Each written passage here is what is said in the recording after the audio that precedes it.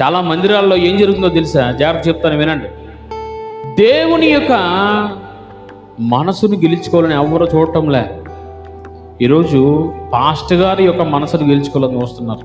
లేకపోతే సంఘంలో నేను ఒక హోదా కలిగి ఉండాలని వారు ఏం చేస్తున్నారు?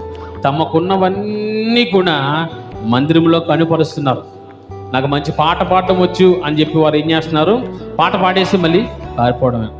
నాకు ఇదిగో మంచి బట్టలు ఉన్నాయని ఆదివారం పూట కట్టుకోవచ్చు, కాదంటం లేదు.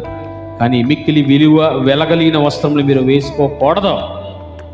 లేఖనం సెలవిస్తున్న మాట జాగ్రత్తగా వినండి. మనుషుల యొక్క అట్రాక్షన్ నువ్వు కోరుకుంటున్నావు ఏంటంటే, మనుషులు నేనేం చేయాలి? అందరూ ఆకర్షించుకొని నువ్వు చూడాలి, నిన్ను చూడాలి అని.